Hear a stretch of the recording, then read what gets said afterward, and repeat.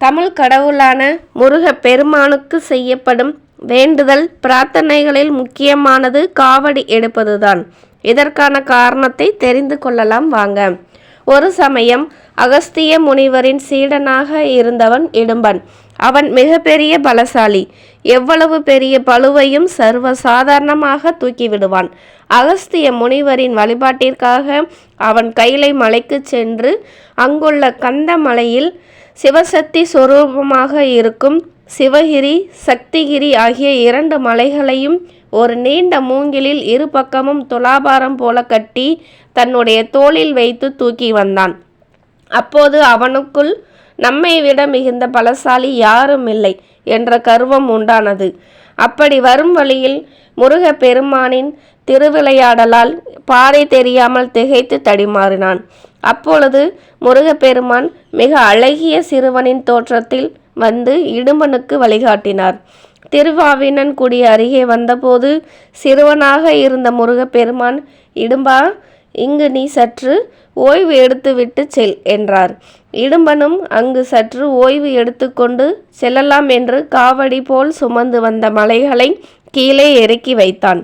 ஓய்வு எடுத்த பிறகு அந்த காவடியை தூக்கிய போது அவனால் அதை அசைக்க கூட முடியவில்லை. என்ன காரணம் என்று பார்க்கும்போது சிவகிரியின் உச்சியில் ஒரு அழகிய சிறுவன் கோவணத்துடன் கையில் ஒரு கம்பை ஊன்றியபடி நிற்பதைக் கண்டான் இடும்பன். உடனே கோபம் கொண்ட இடும்பன் சிறுவனை பார்த்து மலையில் இருந்து இறங்கு என கூறினான். அந்த சிறுவனோ இந்த மலை எனக்கே சொந்தம் என்று கூறினான்.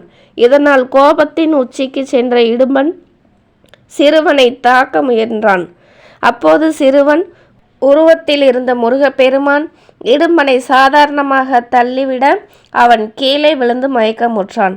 அப்போது அகஸ்தியரும் இடும்பனின் மனைவியும் முருகப்பெருமானிடம் வந்து இடும்பனுக்கு ஆசி வழங்குமாறு வேண்டினார்கள். அப்பொழுது முருகப்பெருமான் இடும்பனை தன்னுடைய காவல் தெய்வமாக நியமித்தார்.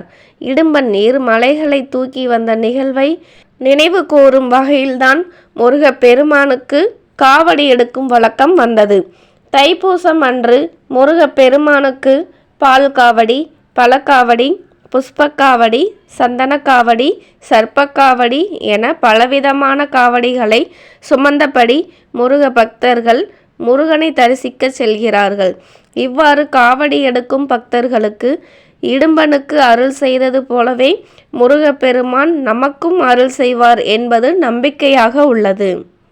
ஓம் முருகா என்று தினமும் சொல்லி முப்பெரும் கடவுள்களான சிவபெருமான், பிரம்மதேவர், விஷ்ணு பகவான் மூவரின் அருளாசியையும் பெற்று முருகப்பெருமானின் நல்லாசியையும் பெற்று வளமோடு வாழ்வோம்.